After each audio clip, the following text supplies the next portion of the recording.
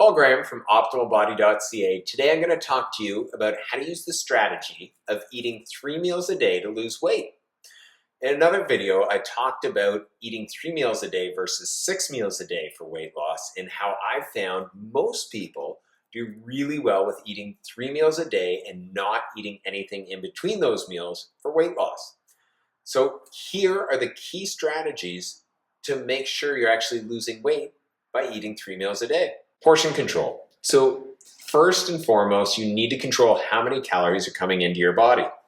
I'll have a video on portion control pop up above my head where I'll walk you through a really simple method of losing weight through portion control that doesn't require you to count calories or count macros or anything else that's complicated. Number 2, make sure you're not getting overly hungry. Oftentimes people get too hungry in between those meals, and then that leads to them binging or overeating on really calorie-dense foods that aren't very nutritious. If you'd like to learn more about getting proper hunger levels for weight loss, I'll have that video pop up above my head. One common thing when people are using just 3 meals a day is that they don't eat enough nutritious food, so they get overly hungry. Then they wind up binging or overeating on really calorie-dense foods. So you have to make sure, which goes along with the portion control, that you're getting lots of nutritious, healthy, whole foods into you. Often I found over the years, especially with females, they try to eat way too little volume of food. Instead, focus on getting lots of nutritious food that is not very calorie dense, as outlined with the portion control. Number 3, make sure that you're focused on eating your 3 square meals a day without eating anything in between those meals. Often people will have just a small snack or a bite of something. Really important, one of the big reasons eating 3 meals a day works well is because it's closing the window of time where you're actually eating food. So only eat food at those 3 meals if possible. If you find you're getting overly hungry, obviously have a snack, but learn from that and learn to adjust those 3 meals so you're not getting overly hungry in between your 3 square meals in a day. Next, hydration. So getting enough water and fluids into you. This is one of those ones that everyone says, yeah, I know that. But it's really important if you're eating 3 meals a day to make sure you're drinking lots of fluids in between those meals. Often people will find they start getting hungry because they're actually a little bit dehydrated, or maybe not dehydrated, but just not getting enough water. Water can help to keep you satisfied and lasting through to that next meal. Final one, probably the most important, distinguish between being hungry and wanting to eat.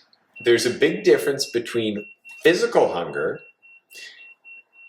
and a desire to eat. Oftentimes people don't distinguish between these two things. Commonly we'll find a lot of clients will describe always being hungry, but they're not actually physically hungry, they want to eat. And so the reason this is important is because there's 2 different strategies around these 2 different things. If you want to eat, then that relates to mental emotional. If you're physically hungry, then that relates to actual food and what you're eating. When you're losing weight and in an energy deficit, you're going to get good and hungry. This is just part of the reality of being in an energy deficit. If you're getting physical hunger in between the meals, as long as you're not getting overly hungry, that's okay, that's to be expected. If you find you're getting overly hungry, you need to adjust those meals as we were talking about earlier. Now on the flip side of that, if you're not physically hungry and you're actually mentally hungry, then you need to look at what's triggering that desire to eat. Oftentimes it's related to emotional triggers, whether that's boredom or stress or anxiety or other emotions that might be coming up throughout the day. If you're not sure the difference between physical hunger and wanting to eat, one thing that helps a lot of people is to think about, is your stomach grumbling? Are you really good and hungry? Or is it just thoughts around food?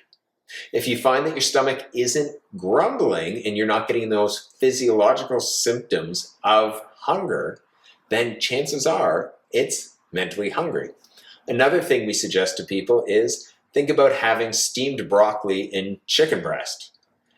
Would you really want to eat that food right now? If not, you're probably not physically hungry, because when you get really physically hungry, you'll eat just about any food.